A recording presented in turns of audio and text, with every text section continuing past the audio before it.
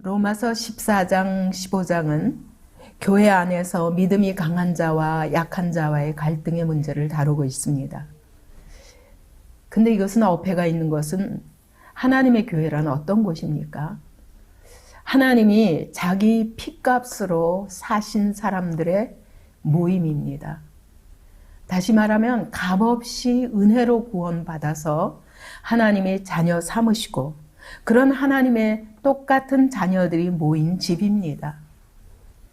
우리가 정말 값없이 이 구원을 받은 것에 대한 감격과 감사가 넘치는 사람이라면 믿음이 강하고 약하고가 어떻게 그것이 갈등의 원인이 될 수가 있겠습니까? 믿음은 하나님의 선물입니다. 하나님이 그냥 값없이 주신 은혜의 선물입니다. 근데 주님이 이 선물을 많이 받은 자에게는 누가복음 12장 48절에 말씀합니다. 물은 많이 받은 자에게는 많이 요구할 것이요 많이 맡은 자에게는 많이 달라 할 것이라. 예, 우리 주님이 정말 우리에게 더 많이 주시고 때로는 조금 주시고 하실 적에는 더 많이 주신 자에게 반드시 하나님이 심부름시킬 일이 있으신 거죠.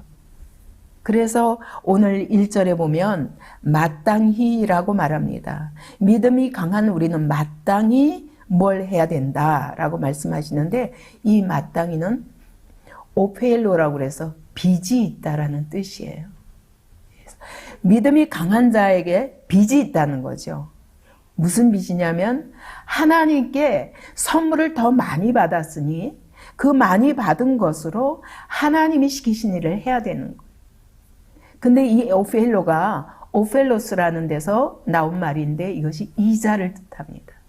마치 빚진 자에게 이자를 갚듯이 우리는 믿음이 강한 자는 하나님께 이자를 갚듯이 사랑을 끊임없이 나누어주는 자가 되어야 된다고 말씀하시는 거예요. 내게 아니거든요. 바로 그 은혜의 선물은 하나님의 값없이 주신 하나님께 빚진 것이거든요. 그래서 믿음이 강한 자는 뭐냐? 하나님이 주시는 은혜로 인해서 더 힘이 있다는 거예요. 그래서 강한 자는 두나토스라고 그랬고 약한 자는 아두나토스라고 그랬어요. 이거는 아는 부정적인 의미거든요. 두나토스, 다시 말하면 파워가 있는 사람과 강한 사람과 그리고 파워가 없는 사람이라는 뜻이에요.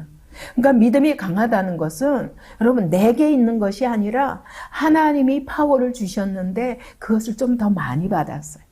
그래서 이게 힘이 있어요. 어떤 문제에 대해서 자기가 잘 생각하고 바른 판단을 할 수 있는 힘이 있어요.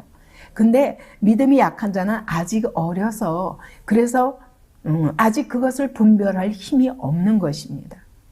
그래서 이 약한 자에게는 약점이 있는데 그 약점이 뭐냐면 믿음의 힘이 없기 때문에 양심이 주저주저 하는 거예요. 무슨 일을 할 때 이걸 해야 될까 안 해야 될까? 그뿐만 아니라 여기 무거운 짐이 있습니다.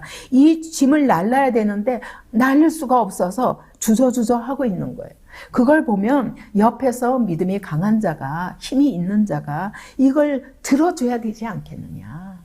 이 담당한다는 것이 그런 뜻입니다. 들어 올려서 날라다 준다는 것을 의미합니다.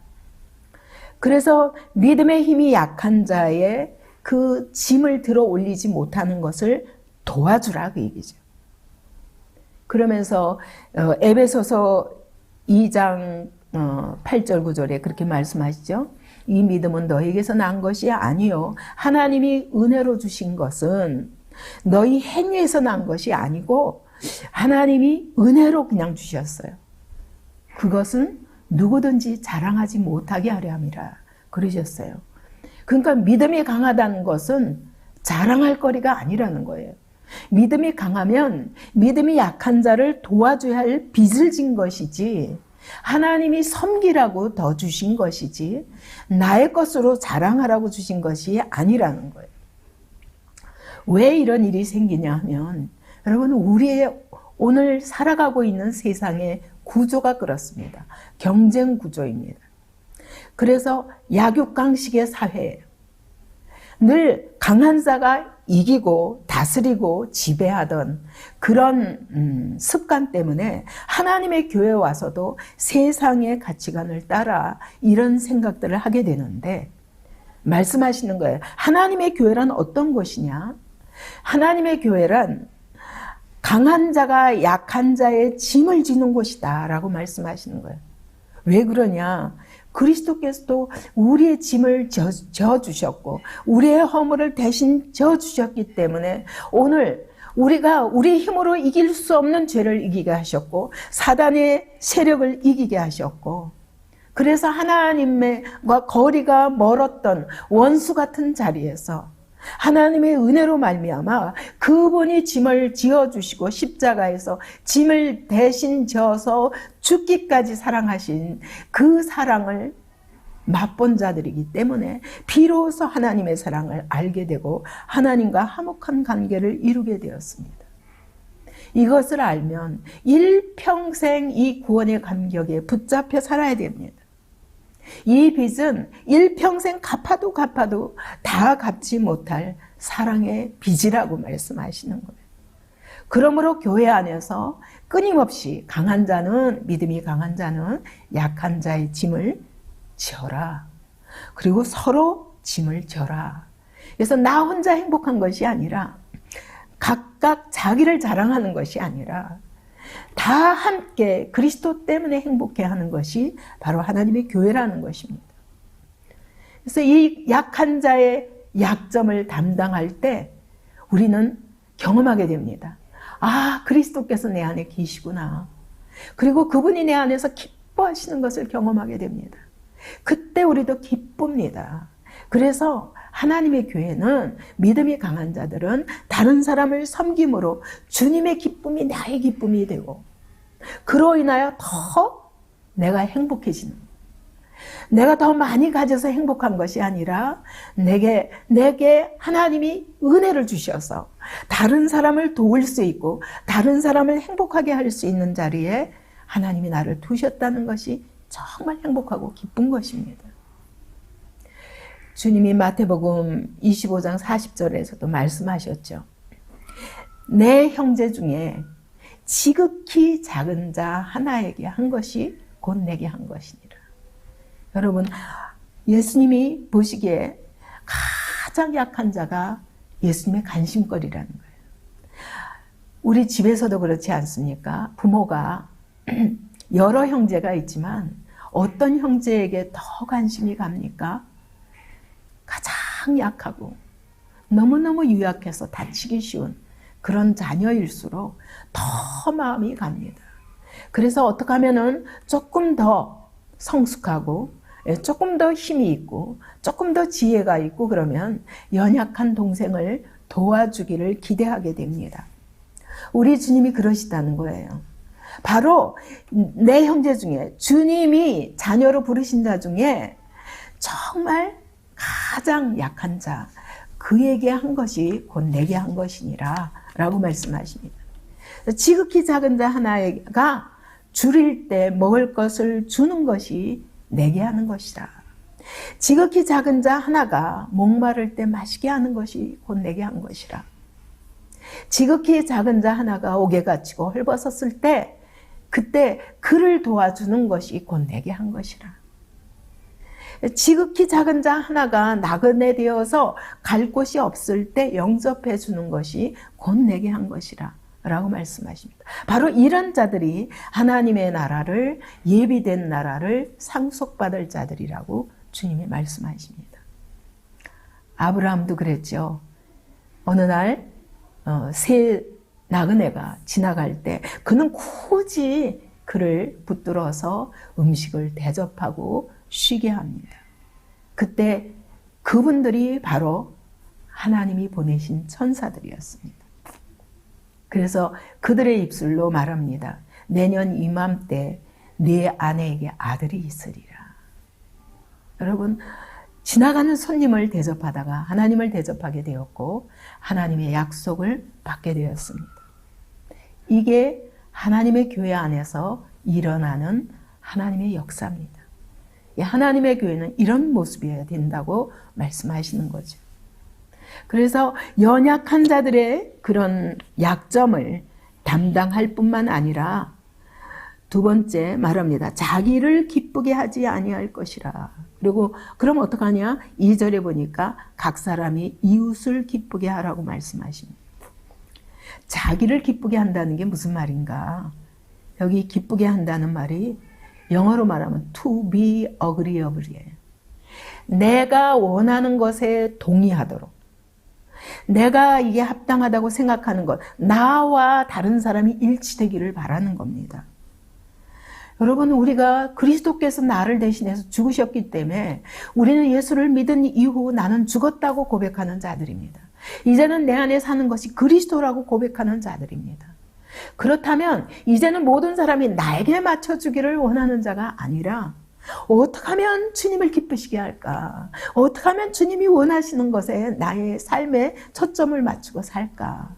근데 그게 뭐냐면 그게 바로 이웃을 기쁘게 하는 것이라고 오늘 2절은 말씀하는 거예요. 그래서 예수 믿는 자들은 더 이상 자기를 위해 사는 자들이 아니라 하나님의 영광과 그리스도를 위해, 다시 말하면 구체적으로는 바로 다른 사람을 위해 사는 자라고 말씀하시는 거예요. 다른 사람을 기쁘게 하기 위해서 사는 거라고 말씀하십니다. 그래서 예수 믿는다는 건 자기 중심에서 그리스도 중심으로. 근데 그리스도 중심으로 옮겨졌다는 것은 바로 다른 사람 중심으로 옮겨졌다는 거예요. 그러면 다른 사람이 비위를 맞추며 살라는 말이냐? 그가 옳고 그르고 상관없이 다른 사람의 비위를 맞추며 다른 사람의 인정을 받으며 다른 사람과 똑같이 그렇게 어그리업을 동의하며 그를 따라가는 것이 바로 다른 사람을, 이웃을 기쁘게 하는 것이 아니라는 거예요. 그래서 2절 하반절에는 말씀합니다. 이웃을 기쁘게 한다는 것이 무엇이냐? 선을 이루고 덕을 세우도록 할지니라. 선이 뭡니까? 유익이에요. 누구의 유익? 다른 사람의 영혼의 유익. 다른 사람의 영혼을 유익하게 하기 위해서 자기를 기쁘게 하지 말고 다른 사람을 기쁘게 하도록 그에게 유익한 방향으로 맞춰주라는 거예요. 그가 이해할 수 있는 만큼 그 자리까지 내려가라는 거예요. 그리고 덕을 세우도록 할지니라. 덕을 세우는 것이 무엇입니까? 덕은 바로 교회를 건축하는 것이라고 그랬죠. 다시 말하면 그리스도의 몸을 세우는 것입니다. 다른 사람의 영혼을 살펴서 그를 유익하게 해서 그리스도께 더 가까이 가도록 하는 것이 바로 그리스도의 몸, 곧 교회를 세우는 것이라고 말씀하는 거예요. 생각해 보세요. 지금 우리 많은 지체들이 모여서 하나님의 집을 이루고 있습니다. 그러면 이 하나님의 집을 세우는 돌과 돌이 잘 결합되어서, 그래서 아주 탄탄하게 세워져야 이 성전이 튼튼하지 않겠어요? 그것처럼 이렇게 다른 사람과의 모든 관계를 잘 밀착하도록 세우는 것이 바로 교회를 세우는 것이에요. 근데 그렇게 밀착하는 길은 뭐냐? 다른 사람의 영혼의 유익을 구하는 것이라고 말씀하시는 겁니다. 그럼 왜 이렇게 해야 되냐? 3절에 보니까 그리스도께서도 자기를 기쁘게 하지 아니하셨나니 말씀합니다. 그리스도께서도 자기를 기쁘게 하지 않으셨습니다. 자기 수준에다 맞추지 않으셨습니다. 만약 그분의 수준에 맞추셨다면 자기 자신을 위해서는 하늘 영광을 버리고 이 더러운 죄인들의 땅에 말교육까지 내려올 필요가 없으셨어요. 그분의 수준에 맞춘다면은 그분이 오늘 그분을 십자가에 못 박으면서 비방하고 조롱하고 모욕하고 채찍으로 때리고 결국 십자가에 못 박는 그들을 그대로 용납하실 수 없으셨을 것입니다. 근데 자기를 기쁘게 하지 아니하시고 하나님을 기쁘시게 하기 위해서, 근데 하나님을 기쁘시게 하는 것이 뭐냐면 우리의 구원이었던 거예요. 우리의 구원을 이루어 주시기 위해서 그분이 우리의 모든 약점과 허물과 우리의 죄짐과 우리의 완악함까지도 다 짊어지시고 우리가 죽어야 할 죽음을 그분이 짊어지시고 죽으셨다는 거죠. 그래서 주를 비방하는 자들의 비방이 내게 미쳤도다. 이 말씀 시편의 말씀을 다윗의 그런 고백을 인용한 것인데, 여러분 왜 주를 비방하는 자들의 비방이 내게 미쳤습니까? 주님의 뜻을 순종하다가 어찌하면 주를 기쁘시게 할까 하다가, 그러다가 주를 미워하는 자, 주를 비방하고 주를 욕하는 자, 하나님을 비방하는 자, 여러분 모든 죄는 하나님을 비방하는 것입니다. 내가 옳다는 거죠. 그래서 내가 주를 기쁘시게 하려고 하다가 주를 미워하고 주를 비방하는 자들이, 그 비방이, 하나님께 드리는 비방이 내 위에, 내게 미쳤나이다. 이 말은 내 위에 떨어졌다는 거예요. 다윗이 그랬죠. 다윗이 정말 주를 기쁘시게 하고 만군의 여호와의 이름으로, 여호와의 이름을 욕되게 하는 골리앗을 향하여 물맷돌을 들고 그 소년이 달려가서 그 골리앗을 쓰러뜨렸는데, 이것은 하나님의 이름 때문에 그랬거든요. 하나님의 나라 이스라엘을 모욕하는 블레셋을 참지 못하고 하나님의 마음으로, 하나님을 사랑하는 마음으로 이 일을 했는데, 사울이 그만 주를 비방하는 사울과 같은 그 사울의 무리들이 다윗을 10여 년을 쫓아다니면서 죽이려 하지 않았습니까? 근데 다윗이 이렇게 고백하는 거예요. 그것은 나를 향한 비방이 아니라 하나님을 비방하는 일이라는 거예요. 그렇기 때문에 하나님께서 그 일을 친히 갚으시도록 철저히 자기 손으로 하나님이 기름 부으신 왕 사울을 죽이지 아니하고 끝까지 인내합니다. 하나님의 때까지. 이게 다윗이 간 길이었어요. 이것이 바로 예수님이 가신 길이었어요. 그분이 하나님의 뜻을 이루시기 위해서 하늘 보좌를 버리고 이 땅에 오셔서 죄인들과 같은 자리에 서서 죄인들에게 계속 말씀을 전하시며, 내가 곧 하나님의 아들이다. 나를 믿는 자는 하나님을 만날 것이다. 내가 바로 하나님의 아들이다. 아무리 말씀하셔도 하나님을 미워하고 하나님을 비방하는 자들의 그 비방이 예수님 위에 떨어졌습니다. 근데 이것이 온 인류인 거예요.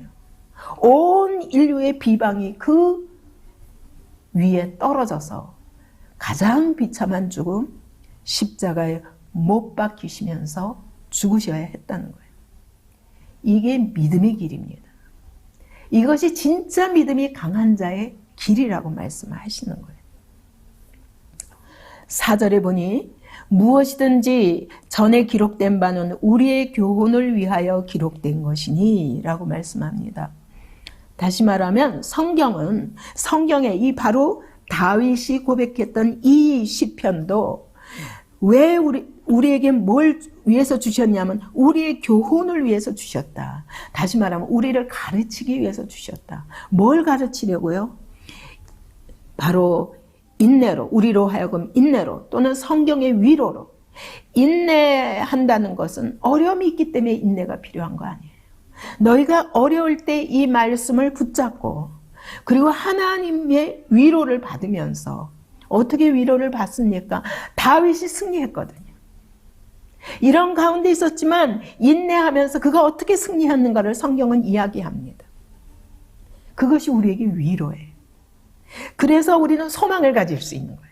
어떤 가운데도 주님을 기쁘시게 하기 위해서 수고할 때 반드시 우리 주님이 반드시 승리하게 하실 것을 믿는 소망을 갖게 됩니다. 그래서 우리는 바로 예수님도 이 길을 가셨다는 걸 알게 되죠. 예수님을 본받을 힘이 생기는 거예요. 우리는 못 가겠다. 그게 아니라 예수님이 죽임당하시는 것 같았지만 부활하셨어요. 예수님이 지시는 것 같았어요. 바리새인과 서기관들과 대제사장들에게 지는 것 같았어요. 제자들이 다 버리고 도망갈 때 주님은 너무 외로우신 것 같았어요. 나는 그 길을 갈 수 없다. 그런데 보니까 사흘 뒤에 부활하셨어요. 그리고 영광스러운 몸으로 오셨어요. 이 선물을 우리에게 주시기 위해서 주님이 이 길을 가셨던 것이죠. 이것이 우리에게 위로가 되는 거예요. 아, 나도 그리스도를 본받아 살고 싶다. 이런 소망을 갖게 되는 거예요. 그래서 오늘 이 본문은 5절은 말씀합니다. 이제 인내와 위로의 하나님이 너희로 그리스도 예수를 본받아 서로 뜻이 같게 하여 주사. 여러분, 우리가 다 믿음이 약한 자나 강한 자나 다 예수를 본받아야 되겠다 할 때 뜻이 같아지는 거예요. 그죠? 이걸 하도록 성경에 기록된 모든 말씀이 우리를 이렇게 되게 하기 위해서, 이 서로 뜻이 같다는 것은 그냥 생각이 같다 이런 정도가 아니라 관심하고 주목하는 것이 같다는 거예요. 예수님이 관심을 가지고 주목하신 것이 뭡니까? 우리의 구원이었어요. 하나님이 기뻐하시는 뜻이었어요. 하나님의 나라를 세우는 것이었어요. 예수님이 그것에 주목하신 것처럼 우리도 다 똑같이 믿음이 강한 자나 약한 자나 나를 자랑하는 것이 목표가 아니라 모든 관심이 어떻게 하면 다른 사람을 유익하게 할까? 어떻게 하면 교회를 세울까? 어떻게 하면 주를 기쁘시게 할까? 어떻게 하면 예수님을 닮을까? 이렇다면 우리는 다 뜻이 똑같게 되어지죠. 그죠? 그러면 한 마음과 한 입으로 하나님께 영광을 돌릴 수 있다는 거예요. 이 한 마음이 뭐냐면 열정이 같다는 거예요. 패션이 같다는 거예요. 같아서 함께 열정을 가지고 하나님께 영광 돌리는 일에 집중할 수 있게 하기 위해서 성경의 모든 내용이 기록되었다는 것입니다. 그러면 여기서 생각이 나는 게 예수님이 체포되시기 직전 마지막 기도를 제자들을 위해서 하신 기도가 생각나십니까? 그 마지막 기도의 내용이 뭐였어요? 믿는 자들이 하나 되는 것이었습니다. 그래서 요한복음 17장 23절은 말씀하시기를 그들로 온전함을 이루어 하나가 되게 하려 함은 그랬어요. 하나가 되기를 원하셨어요. 그런데 어떤 방법으로 하나가 되게 하려 하셨냐면 내가 그들 안에 있고 아버지께서 내 안에 계셔서 그랬어요. 여러분, 우리가 하나 되는 길은 우리가 그리스도 안에 있고 그리스도께서 우리 안에 계실 때, 하나님이 우리 안에서 역사하실 때만 가능합니다. 그래서 하나가 되면 아버지께서 세상이 알게 되는데 뭘 알게 되냐면 세상으로 알게 하려 하심이라 했는데 세상이 뭘 알게 되냐면 아버지께서 나를 보내신 것과 예수 그리스도가 하나님이 보내신 구원자였구나. 정말 예수 그리스도가 하나님의 아들이셨구나. 또 나를 사랑하신가 같이 그들도 사랑하신 것을 세상으로 알게 하려 함이라. 예수님을 사랑하신 것처럼 이 제자들도 사랑하신 것을 세상이 알게 되기를 원하여서 너희가 하나 되어야 된다고 말씀하신 거예요. 여러분, 제자들이 하나 될 때 세상은 우리 안에 계신 그리스도의 사랑을 보게 됩니다. 우리가 하나 될 때, 하나님의 교회가 하나 될 때 하나님이 우리 안에서 어떻게 교회를 사랑하시며 살아 역사하시는지를 세상이 보게 된다는 거예요. 여러분, 하나님의 교회가 다투는 것은 하나님의 영광을 가리는 것입니다. 우리 안에 하나님의 살아계심을 세상이 보지 못하게 가로막는 것입니다. 오늘날 우리 한국교회에서 계속 문제가 나는 것은 많은 교회들의 다툼과 불법과 이런 것들 속에서 세상의 조롱을 받는 자리에 놓여 있는데, 여러분, 우리가 하나 될 수 없는 이유는 딱 한 가지입니다. 누가 잘하고 못하고의 문제가 아니에요. 우리가 다 목적이 같지 않은 것입니다. 하나님의 영광이라는 목적이 같지 않은 것입니다. 그리스도께서 내 안에 계신 것을 잊어버렸기 때문입니다. 그래서 세상이 하나님의 교회 속에서 하나님의 사랑을 볼 수가 없습니다. 교회는 무엇입니까? 그리스도의 몸입니다. 다시 말하면 볼 수 없는 그리스도를 볼 수 있는 곳이 있도록 눈에 보이는 그리스도로 이 땅에 남겨놓으신 몸이 교회입니다. 그러므로 세상은 복음을 받기 전에 먼저 교회를 봅니다. 교회를 통해서 그리스도를 보게 됩니다. 정말 저분이 하나님의 아들이신가? 정말 저분이 살아계신가? 교회를 통해서 보게 되는 거예요. 그러므로 여러분, 교회의 모습은 바로 우리가 입술로 복음을 전하기 전에 세상은 교회를 보고 있습니다. 근데 이 교회가 하나 되지 못하면 믿음이 강한 것과 약하다는 이유로 하나 되지 못하면 이건 얼마나 우스운 일입니까? 이건 사단이 손뼉칠 일입니다. 오늘 7절은 말씀합니다. 그러므로 우리 예수님이 하시듯 우리도 그리스도께서 우리를 받아 하나님께 영광을 돌리신 것 같이 그리스도께서 우리 모두를 받으셔서 하나님께 영광을 돌리셨습니다. 그래서 우리가 하나님의 영광을 목격한 자들입니다. 그러므로 너희도 서로 받으라고 말씀하셨습니다. 그리스도께서 우리를 받으시기 위해서 그분은 많은 짐을 지셨습니다. 아니, 모든 짐을 지셨습니다. 우리가 그를 십자가에 못 박을 때 우리의 짐을 지셨습니다. 부활을 의심하는, 끝까지 부활을 의심하는 도마도 품으셨습니다. 은 30에 예수님을 배반하고 팔아버린 가룟 유다도 품으셨습니다. 내가 죽을지언정 주를 배반하지 않겠습니다 했던 베드로가, 장담을 했던 그 베드로가 3번이나 주님을 부인하고 저주했을지라도 주님은 내가 나를 사랑하느냐 찾아오셔서 그를 회복시키셨습니다. 이것이 하나님 나라입니다. 주님은 우리의 모든 연약함을 다 짊어지셨습니다. 주님은 그 정도가 아니라 유대인들도 짊어지셨습니다. 그래서 여기 8절에 보니까 내가 말하노니 그리스도께서 하나님의 진실하심을 위하여 할례의 추종자가 되셨으니 이는 조상들에게 주신 약속들을 경고하게 하시고 그랬어요. 다시 말하면 유대인 그 조상 아브라함 때부터 계속 주셨던 그 모든 약속, 다윗에게 주셨던 약속, 그 모든 약속을 확실히 세우시기 위해서 그는 할례의 추종자가 되셨다.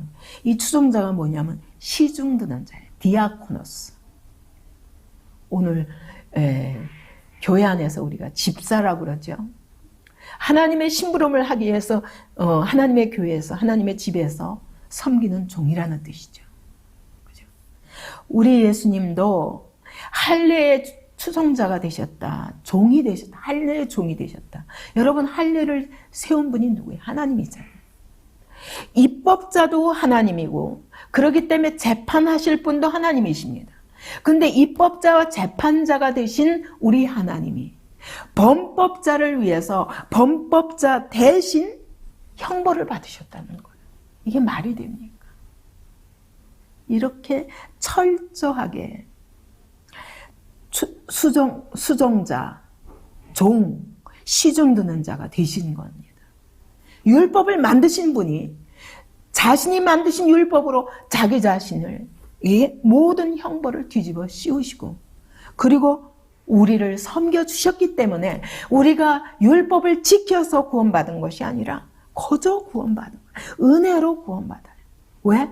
이렇게 해서 하나님의 진실하심을 그랬는데 이것은 진리를 말합니다. 하나님의 참되심.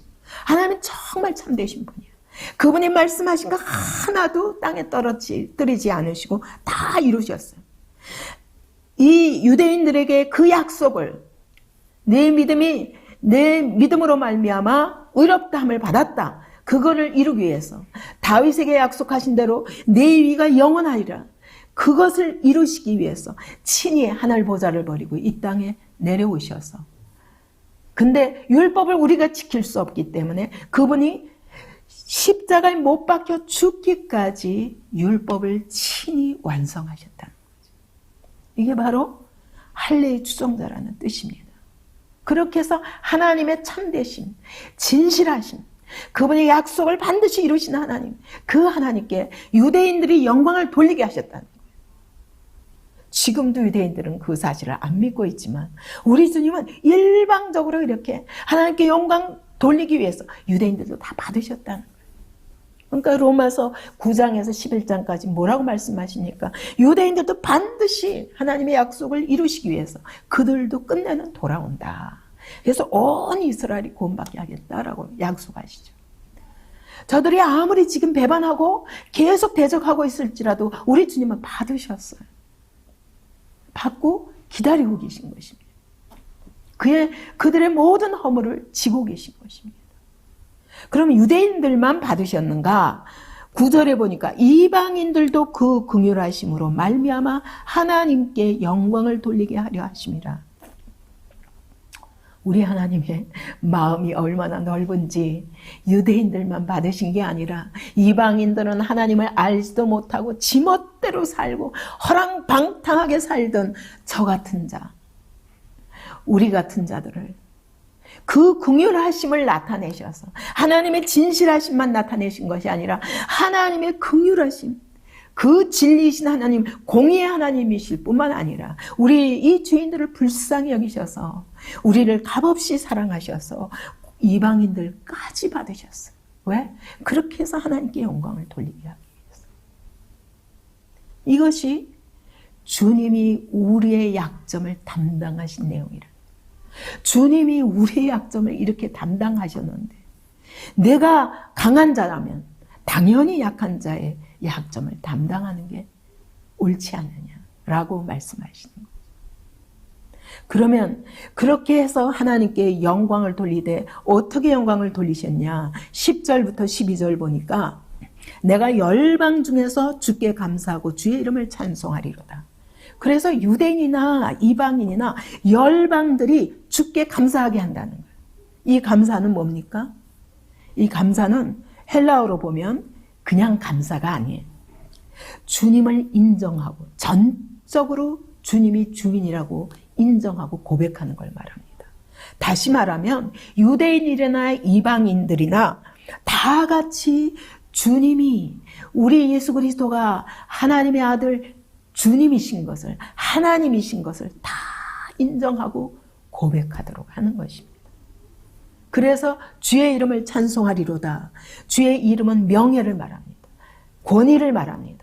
하나님의 명예가 땅에 떨어졌던 하나님의 명예를 높이 세워서 하나님이 얼마나 완전하신 분이신지 그분의 약속을 신실하게 지키시는 분일 뿐만 아니라 그분은 우리를 긍휼과 자비로, 은혜로, 사랑으로 거저 구원하시기 위해서 하나님의 아들을 보내셨다는 것을 깨닫고 하나님의 이름을 찬송하지 않을 수가 없도록 하겠다는, 이게 바로 하나님께 영광을 돌리는 것입니다.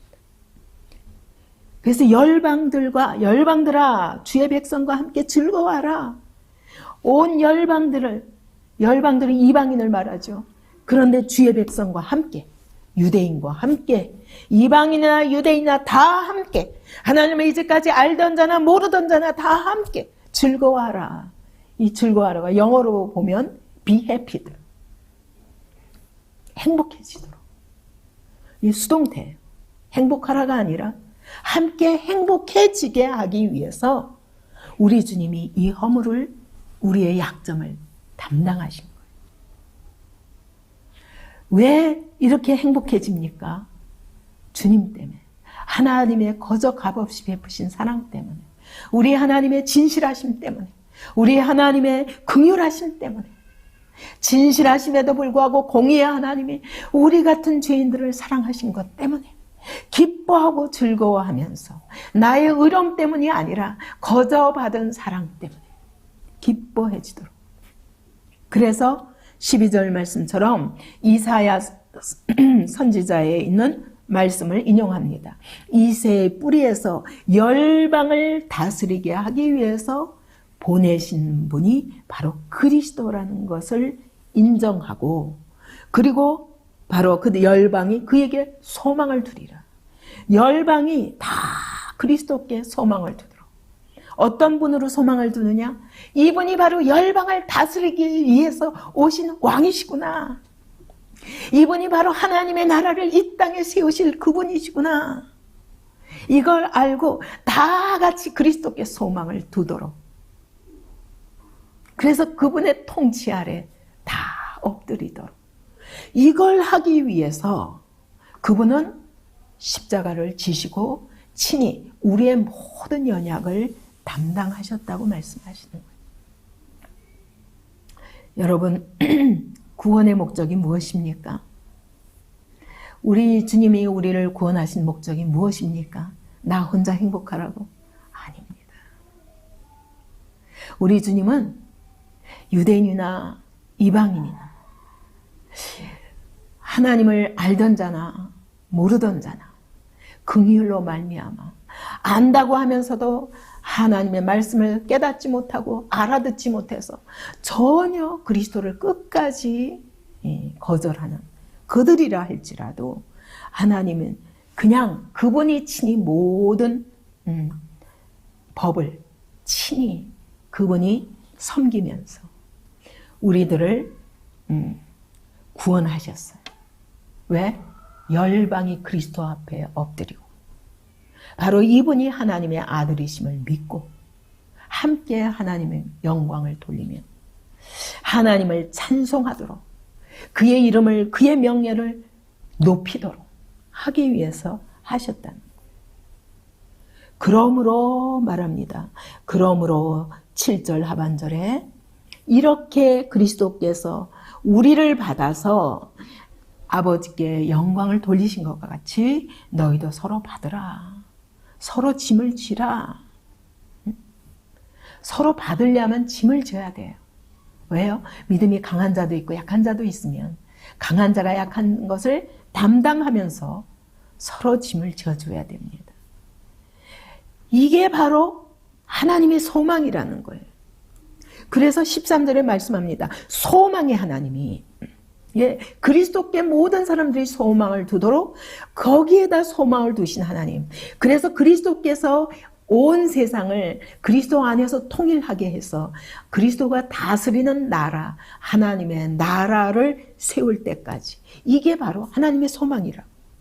이 소망을 가지신 하나님이 이렇게 할 때 믿음 안에서 기쁨과 너희 안에 기쁨과 평안을 충만하게 한다. 여러분, 나 혼자 행복해가지고는 절대로 얻을 수 없는 기쁨과 평강입니다. 정말 함께 섬기면서 함께 그리스도를 알아가고 똑같은 믿음으로 함께 고백하면서 그리스도께 영광을 돌릴 때 그때 주시는 기쁨과 평강은 충만하다. 이때 믿음이 강한 자나 약한 자나 같이 기뻐하게 되는 거예요. 같이 평강을 누리고 같이 소망이 넘칩니다. 어떻게? 성령의 능력으로 소망이 넘치게 하시기를 원하노라. 여러분, 이 소망은 성령께서 부어주실 때 우리에게 있는 것이지 우리가 막연히 소망을 가진다고 해서 그 소망이 우리의 소망이 될 수는 없습니다. 안 이루어질 수도 있습니다. 그러나 하나님이 주시는 소망은 절대로 이루어집니다.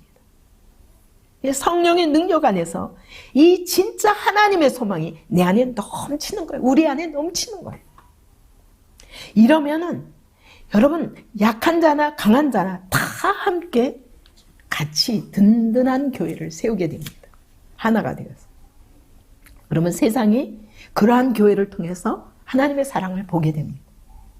그러면서 하나님께 영광을 돌리며 날마다 구원받는 자의 수가 더하게 된다고 말씀하십니다. 그러므로 예수 믿는 자의 삶은 뭐냐? 예수 믿는 삶의 키는 자기와의 싸움입니다. 자기를 기쁘게 하지 않아야 되는데 이거를 벗어나기가 어려워요. 이걸 한번 벗어나면 그 다음이 쉽습니다. 그 다음이 쉽습니다. 나중에는 이 기쁨이 내가 나를 기쁘게 하는 것과 비교할 수 없는 기쁨이라는 걸 알게 돼요. 그때 하나님의 기쁨이 충만하고 모든 사람이 함께 기뻐하는 그 기쁨은 말할 수 없이 기쁩니다. 요즘은 우리 더비교회 성도들을 보면서 그런 생각이 들어요.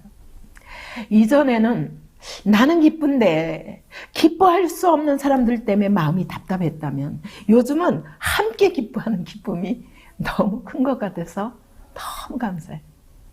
온 성도가 그럴 수 있는 것은 여기저기서 연약한 자의 짐을 져주는 사람들이 있기 때문이에요. 다 똑같은 믿음이 아니거든요. 믿음이 강한 자가 믿음이 약한 자의 약점을 계속 눈에 보이지 않게 소리 없이 담당하고 있기 때문에 이 기쁨이 우리 안에 충만한 줄 압니다. 그래서 신앙생활에 진짜 실패의 원인은 내가 깨지지 않고 내가 죽지 않아서 문제예요. 그래서 마태복음 16장 24절은 말씀하시죠.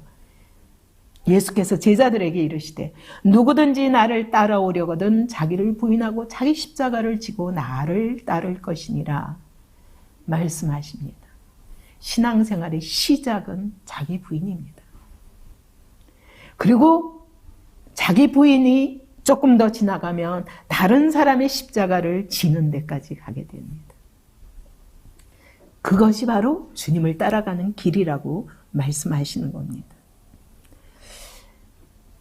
예수님이 우리를 받으시기 위해서 자기를 부인하셨습니다. 자기를 비우셨습니다. 뭘 비우셨냐? 하나님과 동등된 그분이 하나님과 동등된 신분을 버리셨습니다. 그리고 어떻게 되셨습니까? 이 죄인들과 똑같은 모습으로 육신을 입고 종의 형체로 자기를 낮추셨습니다.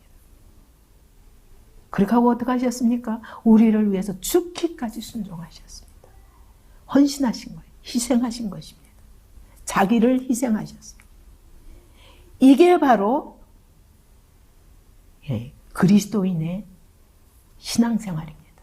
우리가 그리스도를 따라가는 것이 신앙생활의 패턴 아닙니까? 목표가 아닙니까? 이렇게 자기를 끊임없이 부인하며 자기와 싸우며 싸우지 않고 십자가 질 수 없죠. 그죠? 나 자신과 싸우지 않고 다른 사람의 십자가를 질 수는 없습니다. 교회의 십자가를 절대로 질 수 없습니다. 모든 사람이 내게 맞춰지기를 원하는 사람은 믿음이 약한 자입니다. 그러면 우리 예수님이 이렇게 죽기까지 순종하시면서 자기를 낮추셨어요. 종의 형체로. 그 목표가 무엇입니까? 모든 입으로 예수를 주라 시인하고 그렇게 함으로 하나님 아버지께 영광을 돌리게 하려 하심이라 그랬어요. 여러분, 우리 주님의 그 십자가의 길이 바로 하나님 아버지께 영광을 돌리게 하기 위한 것처럼 그래서 자기를 비우고 자기를 부인하고 오히려 종의 형체까지 낮추시고 죽기까지 순종하신 것처럼 오늘 우리의 신앙생활은 그와 같은 길이라야 됩니다. 그래서 자기를 기쁘게 하지 아니하고 다른 사람을 기쁘게. 왜? 그 다른 사람이 예수 그리스도가 주라고 시인하도록 하기 위해서. 그래서 그것이 우리 이웃만 아니라 온 열방의 모든 사람들이 아까 예수님이 그러셨던 것처럼 유대인만 아니라 이방인까지 온 인류가 그리스도 앞에 나올 수 있도록 그래서 하나님께 한 마음과 한 뜻으로 찬양할 수 있게 하기 위해서 주님이 이 십자가를 지신 것처럼 오늘 우리가 자기를 부인하고 다른 사람을 기쁘게 해야 하는 이유는 하나님께 영광을 돌리기 위해서입니다. 어떻게? 다 함께 예수 그리스도를 주라 시인하고 그리고 그래서 다 함께 하나님을 함께 찬양하며 기뻐하는 것. 이게 하나님께 영광을 돌리는 것이라는 거죠. 이 목표를 위해서 너희는 자기를 기쁘게 하지 말고 이웃을 기쁘게 해라. 그리고 연약한 자의 약점을 담당하라 라고 말씀하시는 겁니다. 하나님이 이스라엘을 먼저 선택한 이유가 뭐였습니까? 열방의 구원이에요. 열방을 구원하도록 축복의 통로가 되도록 복의 근원이 되도록 그렇게 선택하셨는데 그들은 어떻게 했습니까? 자기가 선민이라고 자랑하면서 은혜의 빚을 갚지 않았습니다. 열방을 섬기라 했는데 열방을 무시했습니다. 멸시했습니다. 이방을 배척했습니다. 그렇게 해서 하나님은 어떻게 하셨어요? 그런 이스라엘을 향해서 이방의 종이 되게 하셨습니다. 그리고 흩어버렸어요. 아예 나라 자체를 흩어버리셨습니다. 오늘 우리가 먼저 구원받고 하나님이 먼저 강한 믿음으로 은혜 주신 것은 여러분 이와 같이 열방의 근원이 되고 복의 근원이 되도록 열방에 하나님의 사랑을 전파하고 은혜의 빚진 자로 살게 하기 위해서 우리를 통해서 많은 이웃이 그리스도를 만나게 되고 구원받는 통로가 되도록 하기 위해서 우리에게 먼저 은혜 주신 것입니다. 그러므로 누구든지 예수를 믿고 나면 우리에게는 책임이 있습니다. 이 은혜의 빚을 갚아야 합니다. 약한 자를 섬겨서 어떻게 하면 교회를 든든히 세워가고 믿지 않는 자들에게 어떻게 이 그리스도의 영광을 나타낼 것인가. 그래서 온 열방이 주께로 돌아오는 날을 꿈꾸게 됩니다. 정말 믿음이 강한 교회라면 여러분 열방을 꿈꾸는 것은 당연합니다. 우리는 은혜의 빚진 자인데 그것은 한계가 없습니다. 우리의 믿음의 크기만큼 이 영역은 넓어져 갈 것입니다. 그러므로 오직 너희가 성령의 권능을 받고 예루살렘과 온 유대와 성령이 임하시면 너희가 권능을 받고 예루살렘과 유다와 사마리아와 땅 끝까지 이르러 내 증인이 되리라. 복음은 이렇게 하나님 나라를 확장해 가게 됩니다. 그러므로 여러분 구원받은 자는 나 혼자 행복해서는 안 됩니다. 우리의 목적지는 하나님의 영광이요. 그것은 뭐냐? 그리스도가 통치하시는 나라를 향해서 나가야 합니다.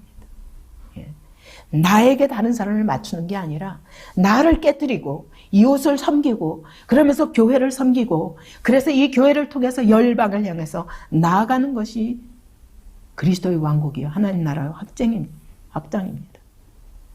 이거 우리가 받아야 할 영혼은 내 이웃 정도가 아닙니다. 한 교회에서 섬기는 요 한 성도가 아닙니다. 내가 싫어하는 내 마음에 맞지 않은 그 정도를 섬기는 것이 아니라 우리의 목적은 민족과 혈통과 언어와 문화를 초월한 열방을 사랑하고 열방을 받아야 됩니다. 열방을 섬겨야 됩니다. 이것이 우리의 구원의 목적지입니다. 우리가 구원받은 자가 추구해야 할 삶의 목적지입니다. 그래야 할 자가 같은 교회 안에서 함께 하나님의 나라를 세워가기 위해서 서로 받아야 할 지체를 받지 못하고 여기에 갈등이 있다는 것은 근본적으로 구원을 잘못 생각하는 것입니다. 자기 기준에다가 다른 사람을 꿰맞추려 하는 것은 하나님의 일을, 그리스도의 몸을 무너뜨리는 일입니다. 우리가 만약 서로의 약점을 도와서 서로 받고 다른 사람의 영혼의 유익에 초점을 두고 서로 짐을 진다면 우리 안에 하나님이 기쁨과 평강과 소망이 넘치는 성령의 능력이 충만한 교회가 되게 하실 것입니다. 온전한 하나가 되어서 이런 교회를 통해서 하나님이 우리 안에 살아 역사하심으로 세상이 우리 안에서 살아계신 그리스도를 보게 될 것입니다. 그러면 날마다 구원받는 자가 우리를 통해서 늘어갈 것입니다. 영덕동이 우리 안에 살아 역사하시는 하나님의 영광을 보게 될 것입니다. 만약 우리가 우리 민족과 저 북한의 약점까지 다 짊어지면서 하나님의 소망을 품을 때, 그럴 때 하나님께서 우리를 더 큰 그릇으로 만드실 것입니다. 열방을 품는 그릇으로 만들 것입니다. 중국 땅과 홍콩 땅과 미국 땅과 일본 땅과 아니 저 아랍권이나 이스라엘에 이르기까지 온 세계 열방을 품는 큰 영광의 그릇으로 삼으실 줄 믿습니다. 저와 여러분이 이런 강력한 하나님의 나라를 세워가는 그런 더빅교회 지체들이 되기를 바랍니다.